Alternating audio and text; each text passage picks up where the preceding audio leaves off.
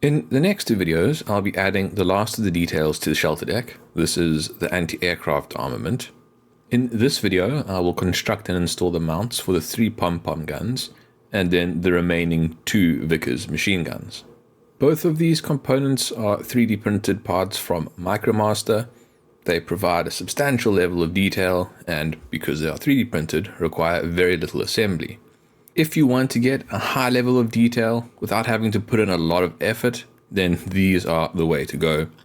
I still feel like I'm cheating when I'm using these parts. The difference in time between doing some basic assembly for these pom-pom mounts and then painting them, compared to doing the full assembly for a photo etch version of this and then painting that, is incredible. Of all of the MicroMaster parts that I have bought for the ship, and I have bought a lot, this is the only one that actually comes with instructions. That is because this is quite a delicate component that does require a fair bit of assembly. A common issue with small and detailed parts like this is that it's just difficult to find a place to hold them. So most of the instructions just try and reiterate to you to keep it attached to this base for as long as possible.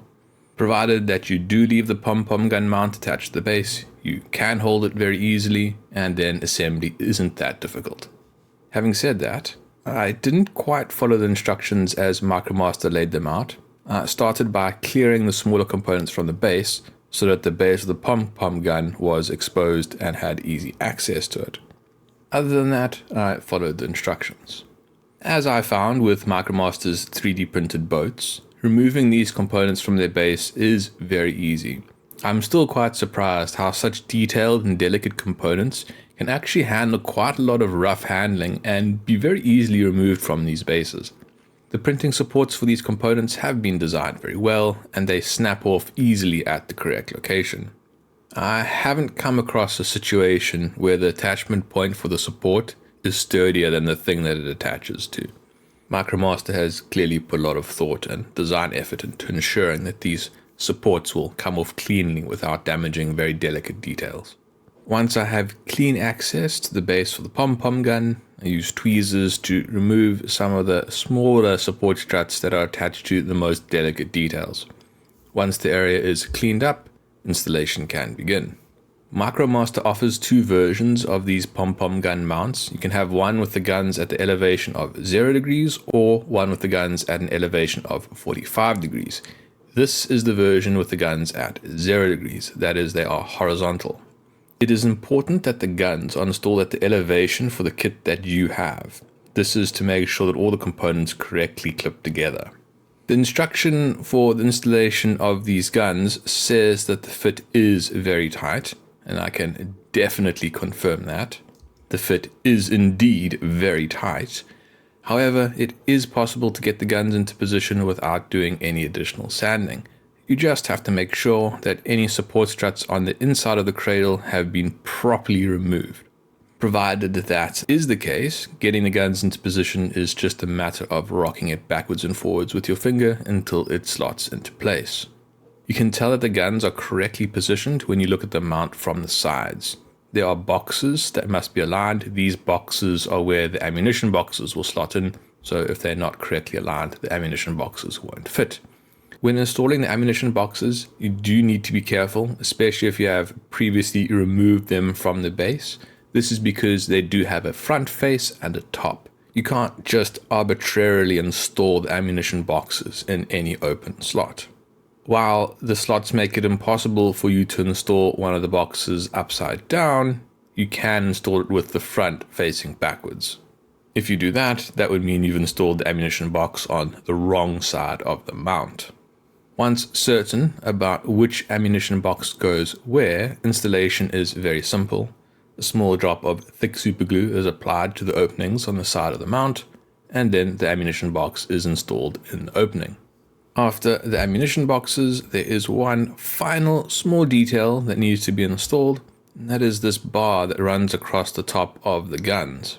There are 2 very small supports that stick up on either side of the guns that this bar needs to attach to. I found that the easiest way to install this bar is to dip one of the ends in extra thick superglue and then touch that end to one of the supports on the mount. The superglue has enough viscosity to temporarily hold that bar in place. while not fully setting, giving me enough time to direct the other end to the location of the other support. Once the unglued end of the bar is in contact with its support, it is glued in place using extra thin super glue that I apply with a wire. With the Pom Pom mounts now fully assembled, they can be removed from their base. Since I had previously removed the 3D printing supports that are attached to the delicate details, I'm not too concerned about damaging anything now, so I ripped the Pom Pom mounts off of their base using pliers. Once the mounts are free of their 3D printing supports, I flip them upside down and clean up the bottom using a file. The underside of these Pom Pom mounts is something that is never going to be seen. The reason why I'm doing this is just so that they sit nice and flat on the deck. There are little bumps left over from where the 3D printing supports attached to the component. Those will just raise it up a little bit and create a slightly uneven surface, so I want to get rid of them. These mounts are now ready for painting. Painting is going to be a little bit complicated for these mounts, not very complicated, not nearly as complicated as those boats. Now I'm getting flashbacks to the boats. They're not going to be like the boats, thankfully, but it's not straightforward either. There are multiple colors that need to be applied. First, I'm going to paint the floor with XF24. This is a dark gray. Once the XF24 is on, I mask off the floor. Now I am thinking about the boats again, although at least there isn't so much here that I need to do, and it's actually in a way more open than the boat, so masking this off isn't actually all that difficult. Anyways, once the deck is masked off, I then spray the ammunition in gold leaf.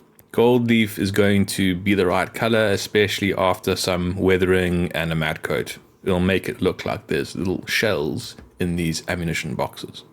Once the gold leaf colored paint has dried, the ammunition is masked off, and then the whole mount is sprayed with XF53. This is the color that I'm using to represent HMS Hood's superstructure. Once the XF53 has dried, all of the masking tape can be removed, and I can see how successful I have been. Fortunately, it looks good, so I can move on to the last painting step, and that is to paint the barrels in black. To paint the barrels, I thin out some black paint and then apply it with a brush. Once all the color coat paint has dried, it is then sealed in with a gloss varnish. This is Mr. Color GX112 UV Cut Super Clear Gloss. This is going to help the panel line flow towards details and make the excess easier to remove.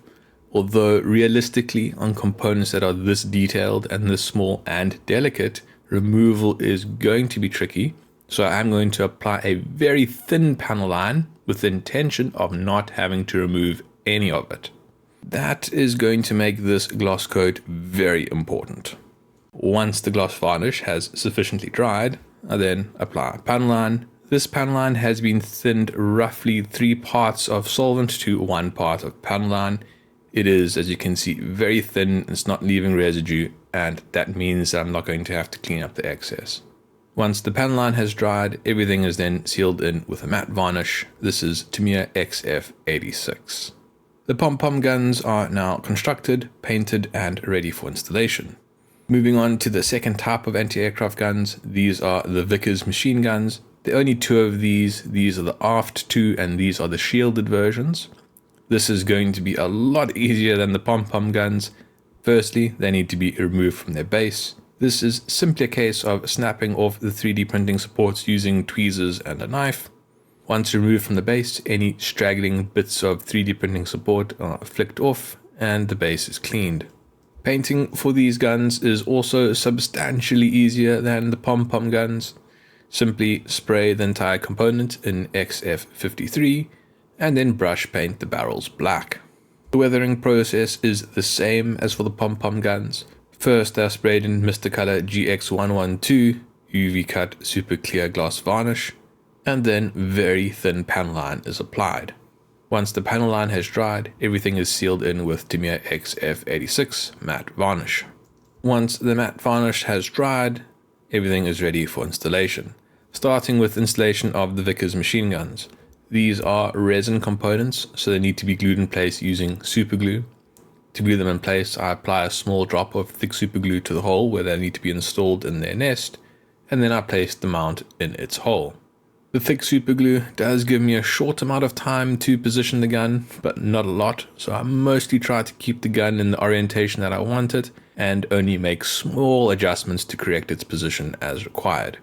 After the 2 Vickers machine guns are installed, I move on to installing the 3 Pom Pom guns. The exact same process is followed. I apply a small drop of thick superglue to the hole in the deck where the gun needs to be installed, and then I place the mount in the hole. As before, I have a short amount of time to maneuver the gun before the glue sets. Here I'm trying to get them looking directly outward from the ship. Fortunately, getting them into the correct orientation is not too difficult. The last Pom Pom gun to be installed will be the one at the aft of the shelter deck sitting on the Pom Pom stand. This one will be facing directly aft. The installation is exactly the same as for the others, it's just that in this case, since there isn't superstructure in the way, you can see the installation from the side camera. In the next video, I will install the last of the components to go on the shelter deck. That will be the Mark 19 guns and the UP launchers. If you would like to support this channel or see how the ship looks when it is completed, then please subscribe. Thanks for watching. Cheers.